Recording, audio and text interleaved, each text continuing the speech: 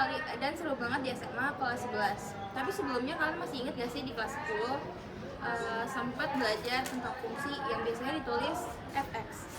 Fungsi itu kan punya variabel yang kalau kita substitusi suatu bilangan, dia akan menghasilkan nilai tertentu. Kayak misalnya fx sama dengan 5x, kalau x sama dengan 2, berarti nilai fx sama dengan 5x 2 sama dengan 10. Ada juga loh nilai fungsi yang gak valid kalau kita substitusikan nilai tertentu di variabelnya, misalnya dari pernyataan ini. Pengertian limit fungsi. Limit itu suatu batas yang menggunakan konsep pendekatan fungsi. Jadi bisa dibilang limit adalah nilai yang didekati fungsi saat suatu titik mendekati nilai tertentu.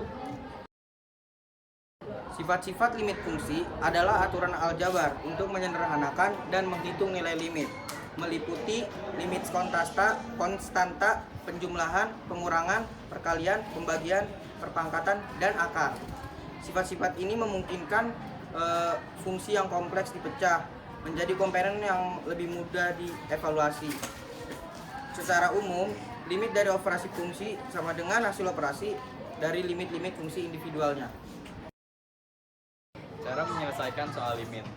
Kita bisa loh cari tahu nilai limit tanpa harus pakai tabel dan input satu-satu nilai x-nya. Caranya gimana? Jadi untuk cari nilai limit ada 3 cara ya. Cara yang paling utama adalah cara substitusi, lalu cara faktorisasi, dan cara perkalian sekawan. Bahas satu persatu yuk. Ayo. Baik, untuk contoh soal ini, yang pertama-tama kita harus substitusikan terlebih dahulu. Namun dikarenakan substitusi ini mendapatkan hasil 0, maka kita akan menggunakan metode pemfaktoran. Yang pertama-tama kita faktorkan terlebih dahulu menjadi x plus 3 dikali x min 2 per x min 2.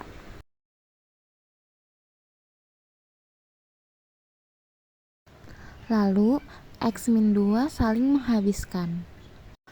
Dan langkah terakhir kita substitusi menjadi 2 plus 3. Dan hasil akhirnya adalah 5. Kita lanjut ke contoh soal nomor 2.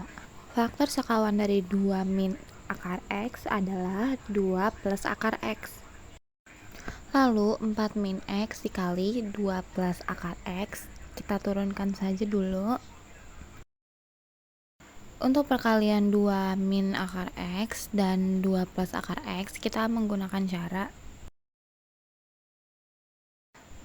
cara a plus b, a min b, maka jadinya a kuadrat min b kuadrat.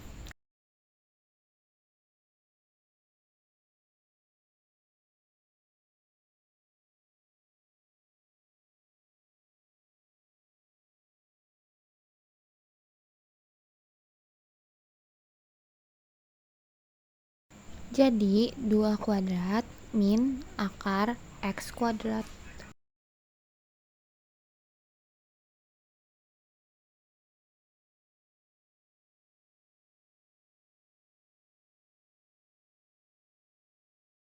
Lalu kita jumlahkan yang bawah.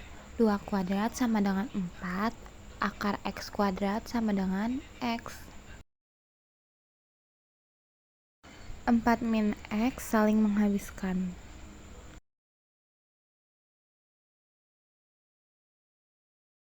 Maka tinggal 2 plus akar x. Kemudian kita substitusi nilai x-nya, kita ganti dengan 4. Jadi 2 plus 2 sama dengan 4.